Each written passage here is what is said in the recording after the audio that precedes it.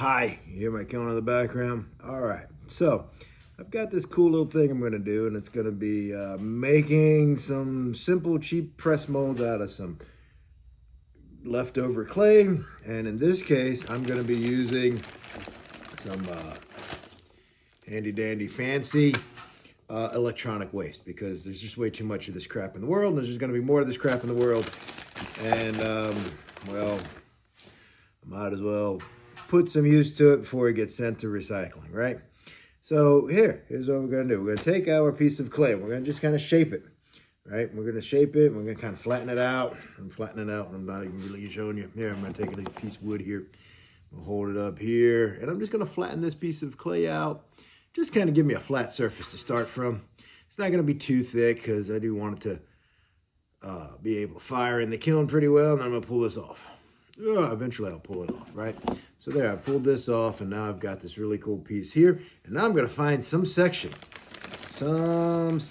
here on this old piece of junk that I like. So I'm gonna look around, I'm gonna go, okay, I kind of like this little, corner down here. So I'm gonna take this piece of clay, right?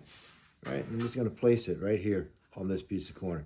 And the nice part about this is you can actually make these little press molds from just about any piece of junk that you happen to have lying around that you've got some cool texture on. So texture, see, surface, texture.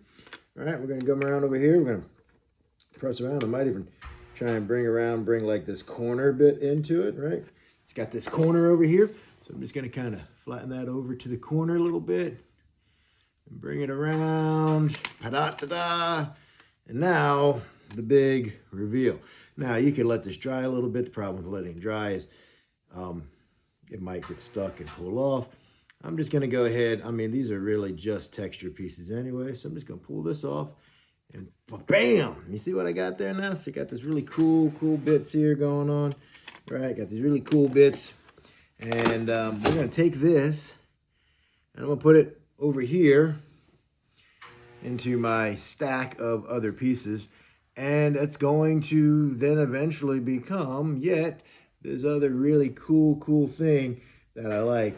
And once they're done, once they've dried, I'm gonna bisque fire them, and then I'm gonna press things into them and pull things out and use them on stuff, right?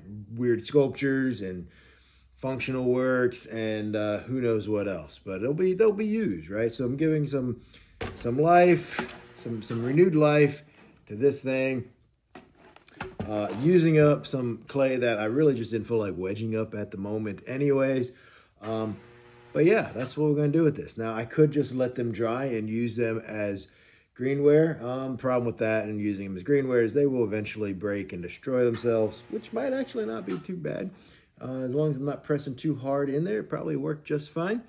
And I have done that a number of times.